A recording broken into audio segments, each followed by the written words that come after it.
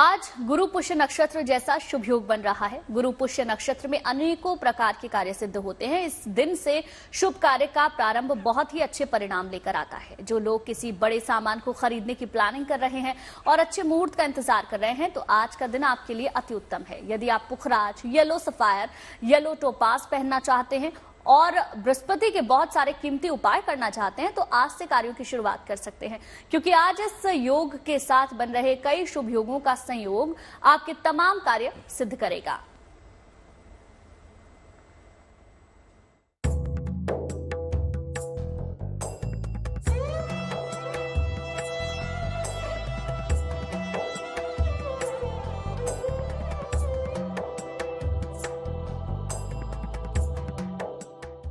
आज बन रहा है गुरु पुष्य योग का संयोग और इस शुभ योग में किए गए कार्यों में सफलता और शुभता में वृद्धि होने के साथ साथ मां लक्ष्मी का आशीर्वाद भी मिलता है। गुरु पुष्य नक्षत्र का 27 नक्षत्रों में 8वां नंबर है। देवगुरु बृहस्पति इस नक्षत्र के देवता हैं और शनिदेव को इस नक्षत्र की दिशा का प्रतिनिधित्व करने का गौरव प्राप्त है। बृहस्पति को शुभता, बुद्धिमता और ज्ञान का प्रतीक माना गया है, वहीं शनिदेव को स्थायित्व का। इसलिए इन दोनों का योग मिलकर पुष्य नक्षत्र को शुभ और चिर स्थायी बना देता है। साथ ही मर्यादा पुरुषोत्तम श्री राम का जन्म भी पुष्य नक्षत्र में होने से ये नक्षत्र और खास हो जाता है। गुरुवार 22 फरवरी 2024 को सुबह 7:12 से शाम 4:43 तक गुरु पुष्य नक्षत्र रहेगा। शुभ योग और ग्रहों की स्थिति देखें तो इस दिन रवि योग, सर्वामृत योग, सौभाग्य योग और बुद्धादित्य योग रहने से इस संयोग का शुभ फल और बढ़ जाएगा। साथ ही इस दिन सूर्य, शनि, बुध कुंभ राशि में, चंद्रमा कर्क राशि में विराजमान रहेंगे। ग्रहों का ये संयोग काफी शुभ माना जाता है। पुष्य नक्षत्र की धातु सोना है, इसलिए इस योग में सोना खरीदने से समृद्धि बनी रहती है। गुरु पुष्य नक्षत्र के इस शुभ संयोग में यात्रा शुरू करना, विद्या ग्रहण करना, नए शिक्षण संस्थान में प्रवेश लेना हो या फिर गुरु से मंत्र शिक्षा, आध्यात्मिक उन्नति, धार्मिक अनुष्ठान, राजकीय कार्यों में सफलता दिलाने के साथ ही यह योग लीडरशिप क्वालिटी भी बढ़ाता है। इस नक्षत्र में जन्म लेने वाले व्यक्ति उदार, सहनशील और परोपकारी होते हैं। धर्म कर्म में इनकी गहरी आस्था होती है। इस योग में सुख, समृद्धि, कलह से बचने के उपायों की बात करें तो विष्णु सहस्त्रनाम का पाठ करें, पीली वस्तुओं का दान करें, श्री विष्णु लक्ष्मी जी पर हल्दी चढ़ाएं, चढ़ी हल्दी में थोड़ा पानी मिलाकर उससे अपनी तिजोरी पर श्री लिखें, एकाक्षी नारियल को लाल कपड़े में लपेटकर मंदिर में रखें, घी का दीपक जलाएं, घी मिश्रित गुड़ को रोटी के साथ गाय को खिलाएं। संध्या आरती के बाद कपूर से पीली सरसों जलाकर पूरे घर में घुमाएं। पुष्य नक्षत्र को नक्षत्रों का राजा कहा गया है। ऐसे में गुरुवार के दिन पुष्य योग होना सोने पर सुहागा जैसा माना जाता है। Bureau report, good news today.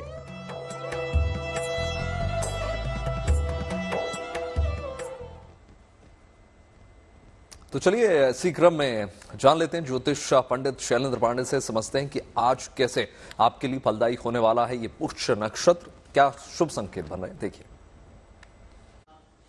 देखिए, ज्योतिष में सबसे बड़ा और सबसे महत्वपूर्ण ग्रह माना जाता है बृहस्पति।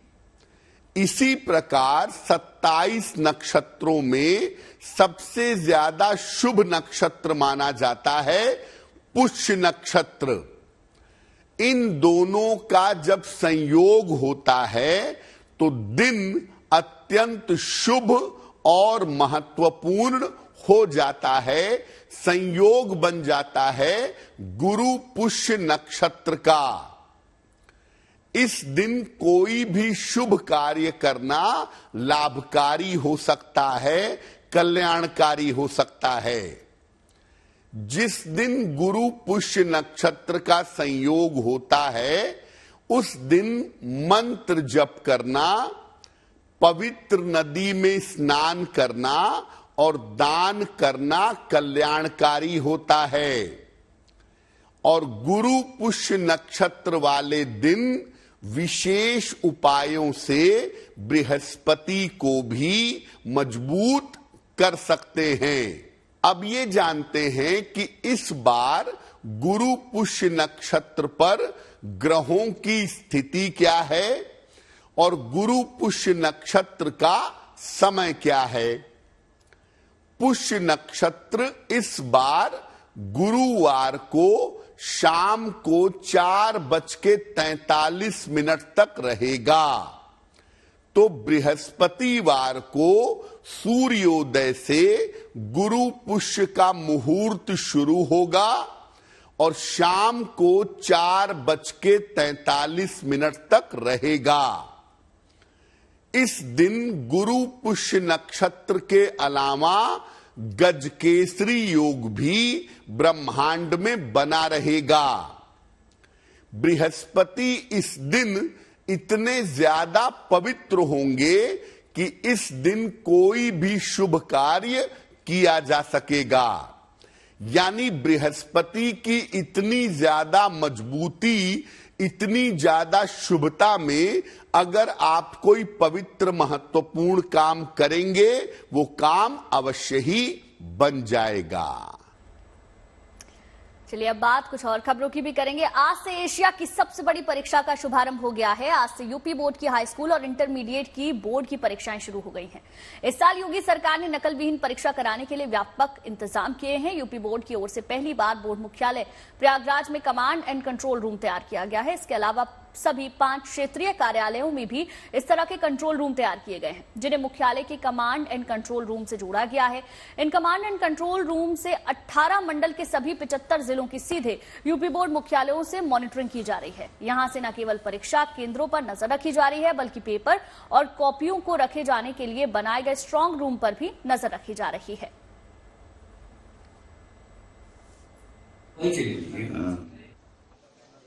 यूपी बोर्ड की हाई स्कूल और इंटरमीडिएट की परीक्षाएं गुरुवार से शुरू हो रही हैं।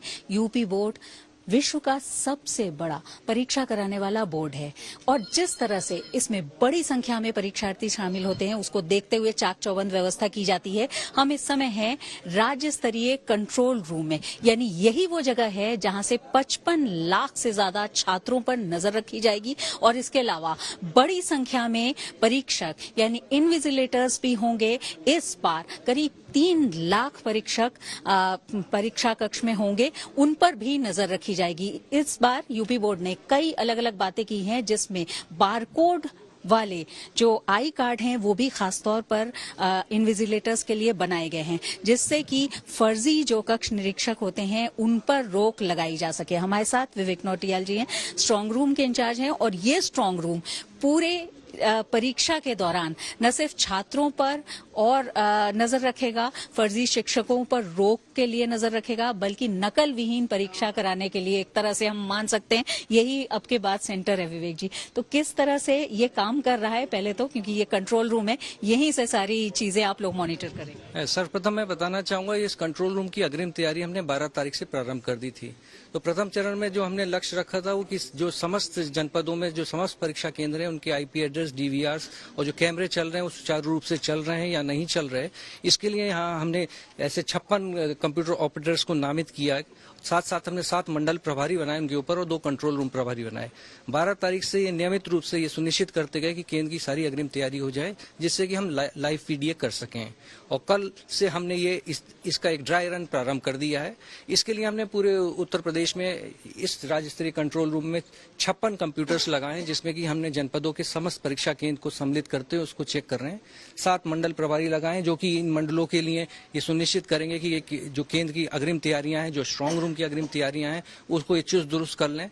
इसके लिए आपके पास पूरे प्रदेश के समस्त परीक्षा केंद्र व्यवस्थापकों का, जनपद स्तरीय कंट्रोल रूम का जो स्टैटिक मजिस्ट्रेट है, सबके नाम, फोन नंबर, ईमेल आईडी सबके पास यहाँ उपलब्ध हैं। हम यहाँ देख भी पा रहे हैं कि पूरी व्यवस्था यहाँ पर की गई है और जैसा आपने बताया कि यूपी के सभी मंडल और सभी जिलों के सारे सेंटर्स, क्योंकि 8000 से ज्यादा सेंटर्स हैं, उन पर यहीं से नजर रखी जा सकेगी। जैसे ये हम सेंटर देख पा रहे हैं या ये डिस्ट्रिक्ट कंट्रोल रूम है, तो किस तरह से इस पर नजर रखेंगे? क्या है ये? कौन सा जिला है? ये जनपद देवरिया है और जनपद देवरिया में न केवल हम परीक्षा केंद्रों पर नजर रख रहे हैं वरन ये भी देख रहे हैं कि डिस्ट्रिक्ट कंट्रोल रूम से भी ये अनुश्रवण किया जा रहा है, निगरानी की जा रही है और परीक्षा केंद्रों में जो अग्रिम तैयारियां हैं उसको देखा जा रहा है। अच्छा, ये खास बात है कि हर जिले में कंट्रोल रूम बनाया गया है, तो वही ये देवरिया का कंट्रोल रूम है जो यहाँ से मॉनिटर किया जा रहा है। यानी सिर्फ सेंटर्स को नहीं, स्ट्रांग रूम्स को नहीं, कंट्रोल रूम जो जिले में बना है उसको भी मॉनिटर किया जा रहा है। सर, ये हम जो देख पा रहे हैं ये कौन से जिले का है, क्या है? ये मैं बताना चाहूंगा कि इस वर्ष हमने जो नवीन कार्य किया है कि गत वर्षों से इसमें जो पृथक बात है ये है कि ये भ्रष्टाचार कक्ष से अलग एक स्ट्रांग रूम बनाया गया है और स्ट्रांग रूम को सब तरफ से सील कर दिया गया है। इसमें 2 अलमारियों की व्यवस्था की गई है और डबल लॉक अलमारियां हैं जिसमें एक चाबी केंद्र व्यवस्थापक के पास और एक चाबी वाह केंद्र व्यवस्थापक के पास रहेगी और जो वाह केंद्र व्यवस्थापक के पास चाबी है वह एक उसकी डुप्लीकेट चाबी स्टैटिक मजिस्ट्रेट के पास रहेगी और ये दोनों अलमारियों में इन तीनों अधिकारियों की उपस्थिति में ही प्रश्न पत्रों को निकाला जाएगा। हर स्तर पर मॉनिटरिंग हो रही है, चाहे वो राज्य स्तरीय कंट्रोल रूम से हो या जो रीजनल सेंटर्स हैं उनसे भी मॉनिटरिंग हो रही है, जो जिले हैं उनसे भी मॉनिटरिंग हो रही है। लेकिन सर, जैसा हम देख पा रहे हैं यहाँ पर जो भी अगर कहीं गड़बड़ी सेंटर में दिखाई पड़ती है, यहाँ समझ में आती है, तो उसको बड़ा करके स्क्रीन पर भी आप लोग देखेंगे। तो गौतम बुद्ध नगर का अगर आप कोई दिखा सकें या कोई और? गौतम बुद्ध नगर का एक जनपद आपके सामने ये प्रदर्शित हो रहा है इस स्क्रीन पर। ये आप देख सकते हैं कि ये सारी कक्षा कक्ष निर्धारित किए गए हैं जिनमें परीक्षा का आयोजन किया जाएगा। यहाँ पर आप देख सकते हैं कि परीक्षार्थियों के अनुक्रमांक भी लिखे जा रहे हैं और इसमें हम ये देख रहे हैं कि कमरे को हम आगे से भी देख सकते हैं और पीछे से भी देख सकते हैं। अर्थात प्रत्येक कक्ष में 2-2 CCTV कैमरा लगे हुए जो एक आगे से इसकी निगरानी करेंगे और एक पीछे से निगरानी करेंगे। आप यहाँ पर भी देख सकते हैं कि जैसे मैंने पूर्व में बताया कंट्रोल रूम, तो ये कंट्रोल रूम 24 घंटे CCTV कैमरे की निगरानी में रहने वाला है। यहाँ पर हमने व्यवस्था की है कि उच्च कोटि के नाइट विजन कैमरे लगाए जाएं जिससे कि रात को भी ये स्थिति ऐसी उत्पन्न ना हो कि अंधेरे में इसको ना देखा जा सके, तो रात को भी इसको देखा जाएगा। और जो सचल दल और औचक निरीक्षण करने वाले हमारे सचल दस्ते हैं उन्होंने ये व्यवस्था प्रारंभ कर दी है कि इन सारे केंद्रों पर इस स्ट्रांग रूम को देखने के लिए रात में भी जाएंगे और रात में जाना रात में जाएंगे और स्ट्रांग रूम में इसके लिए नाइट ड्यूटी टीम्स भी बनाई गई हैं, प्रशासन के स्तर पर भी बनाई गई हैं और शैक्षिक स्तर पर भी बनाई गई हैं, तो वो भी काम करती रहेंगी इस बीच। जी बिल्कुल निसंदेह ये इसकी हम समीक्षा यहाँ भी हमने प्रारंभ कर दी है। सारे हमने कल ही सारे अधिकारियों की एक उच्च स्तरीय बैठक की थी और कल ही से सारे अधिकारियों को निर्दिष्ट कर दिया गया था कि इन परीक्षा केंद्रों का औचक निरीक्षण करना प्रारंभ कर दें और रात को वहां पर निरीक्षण करें। तो जहां पर वो निरीक्षण कर रहे हैं उसकी अपनी फोटो, उसकी अपनी क्लिपिंग्स हमारे व्हाट्सएप ग्रुप पे शेयर करें जिससे कि हम ये पुष्टित कर सकें और ये मैसेज भेज सकें। यदि कोई अवांछनीय तत्व ये प्रयास करने की कोशिश भी करता है तो इस वर्ष शासन प्रशासन हम लोग कटिबद्ध हैं, किसी भी दशा में नकलविहीन परीक्षा नहीं होने देंगे। तो देखिए, सिक्योरिटी तमाम है लेकिन परीक्षा के लिए जा रहे छात्रों को टेंशन लेने की जरूरत नहीं है। परीक्षा को उत्सव के तौर पर मनाना है। कुछ इसी तरह छात्रों के तनाव को कम करने के लिए प्रधानमंत्री मोदी परीक्षा पे चर्चा के दौरान टिप्स शेयर कर चुके हैं। हमने अपने आप को एक तो किसी भी प्रकार के प्रेशर को झेलने के लिए सामर्थ्यवान बनाना चाहिए। रोते बैठना नहीं चाहिए। मान के चलना चाहिए कि जीवन में आता रहता है, दबाव बनता रहता है, तो खुद को तैयार करना पड़ता है। अगल बगल में वो बड़ी स्पीड से लिख रहा है, मैं तो तीसरे क्वेश्चन पे अड़ा हुआ हूं, वो तो 7वें पर चला गया। दिमाग इसमें मत खपाइए बाबा। वो 7 में पहुंचे, 9 में पहुंचे, करे न करे वो पता नहीं, वो सिनेमा की स्टोरी लिखता होगा। चलिए अब आपको लेकर चलते हैं बर्फीली वादियों में जहां बर्फ का साम्राज्य है। हर तरफ बर्फ ही बर्फ नजर आ रही है। बर्फबारी इतनी कि सड़कों पर गाड़ियों की रफ्तार मानो थम सी गई। सड़कों पर कई फीट तक बर्फ जमा हुई है। कई जगह से एक जगह से दूसरी जगह पर लोगों के लिए जाना चुनौती बन चुका है। ऐसे में वहां बर्फ काटने वाली बड़ी बड़ी मशीनों को उतारना पड़ा। ये बर्फ को काटकर साइड लगाने में माहिर हैं। वहीं दूसरी तस्वीर सिक्किम की। वहां के ईस्ट सिक्किम जिले में अचानक बर्फबारी के बाद बड़ी संख्या में पर्यटक नाथूलाल दर्रे के पास फंस गए, जिसमें बड़ी संख्या में महिलाएं और बच्चे भी थे। मगर जैसे ही इसकी खबर सेना को मिली, सेना की त्रिशक्ति कोर राहत और बचाव अभियान में जुट गए। फिर देवदूत बने जवान सभी को वहां से सुरक्षित बाहर निकालकर ही उन्होंने दम दिया।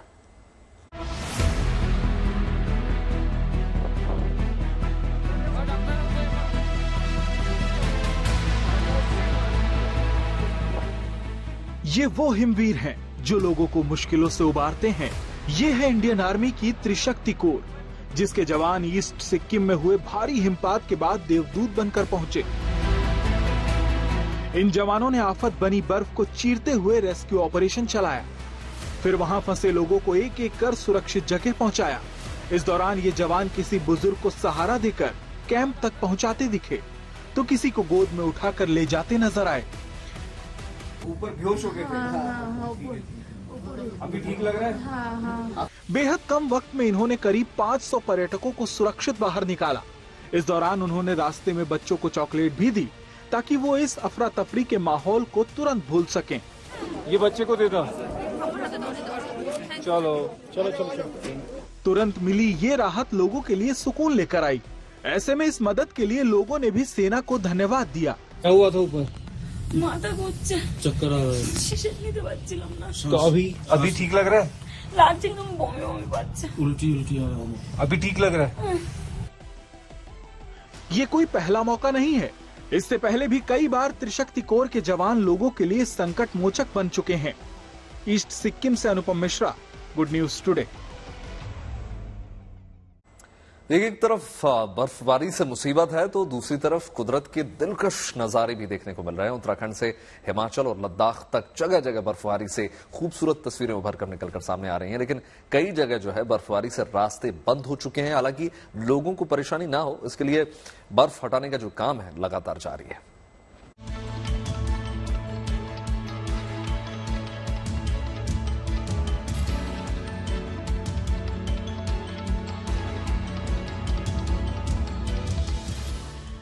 बर्फीली हवाओं से झूमते पेड़, चांदी की तरह चमकते पहाड़ और सड़कों पर बिछा ये सफेद कारपेट। कुछ इसी तरह कुदरत ने पहाड़ों के राजा चक्राता का श्रृंगार किया है।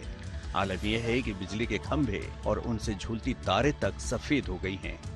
बर्फबारी इतनी कि सड़कों पर गाड़ियों की रफ्तार मानो थम सी गई है। लेकिन सैलानियों को ये मौसम बेहद रास आ रहा है। वो कुदरत के इस करिश्मे के बीच मस्ती का एक भी पल गंवाना नहीं चाहते।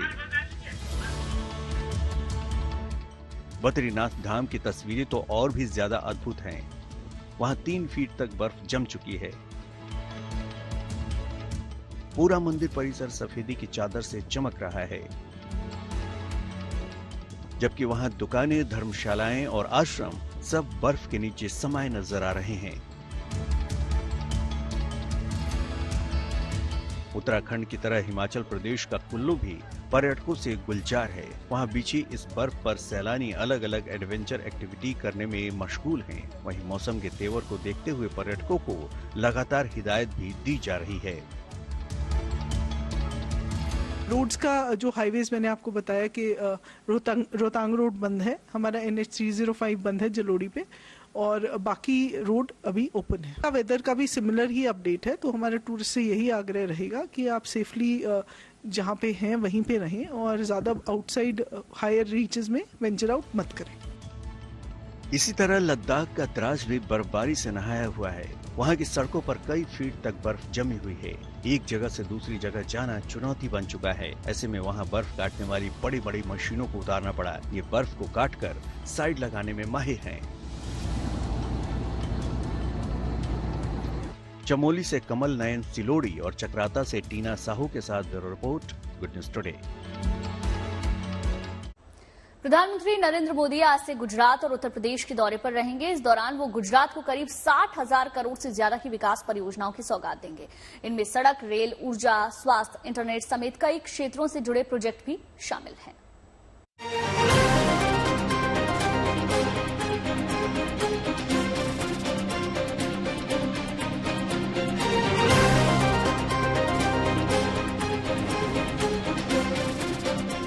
गुजरात के द्वारका में गोमती नदी के किनारे ये भव्य आरती हुई।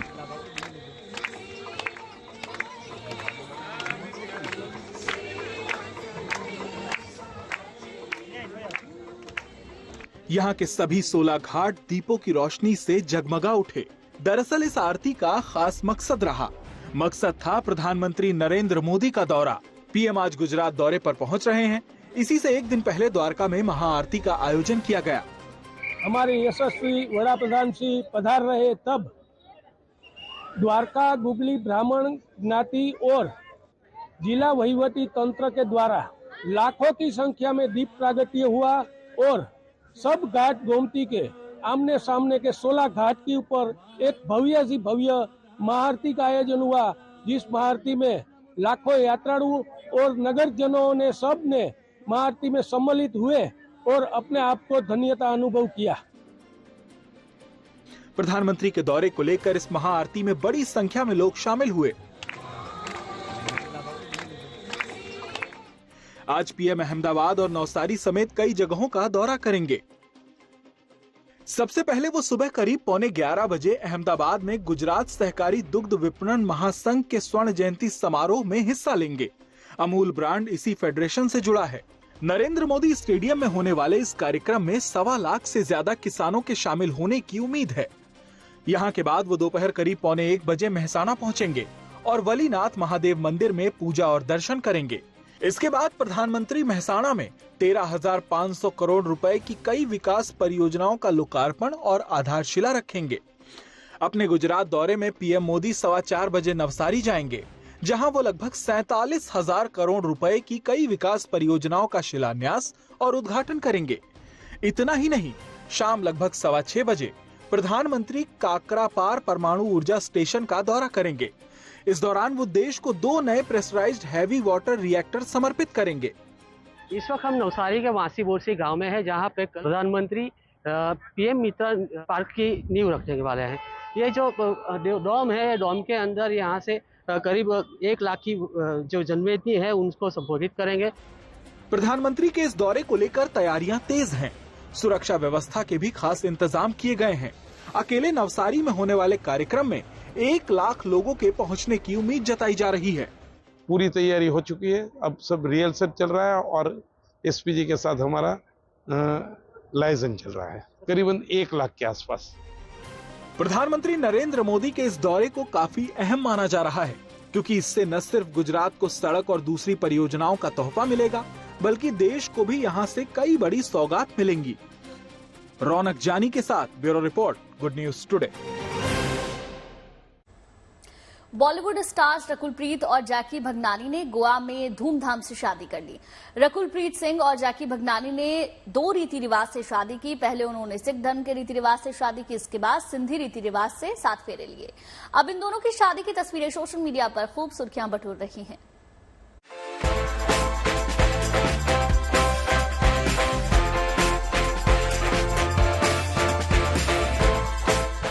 बॉलीवुड अभिनेत्री रकुलप्रीत सिंह और जैकी भगनानी आखिर हमेशा हमेशा के लिए एक दूजे के हो गए। रकुलप्रीत और जैकी की ये ग्रैंड इंडियन वेडिंग गोवा में हुई, जहां दोनों सितारों ने 7 जन्म तक निभाने का वचन लिया। इस शादी समारोह के बाद दोनों मीडिया के सामने आए, जिसमें वो काफी खूबसूरत लग रहे थे। इस जोड़े की शादी की चर्चा सोशल मीडिया पर खूब हो रही है। खुद दोनों ने कुछ तस्वीरें अपने सोशल मीडिया अकाउंट पर शेयर की, जिसमें रकुल और जैकी शादी की सभी रस्म निभाते हुए बेहद खुश नजर आ रहे हैं।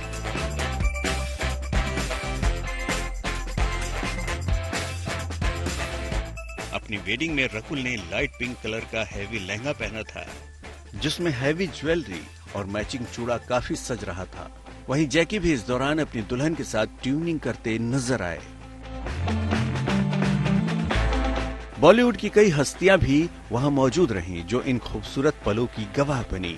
इस बीच कपल की संगीत नाइट की भी कुछ तस्वीरें सामने आ गई हैं, जिनमें आयुष्मान खुराना और शिल्पा शेट्टी समेत कई सितारों को देखा जा सकता है। फिलहाल सोशल मीडिया पर इस नए जोड़े की खूब चर्चा हो रही है। फैंस उनकी इन तस्वीरों पर जमकर प्यार लुटा रहे हैं। Bureau report, good news today.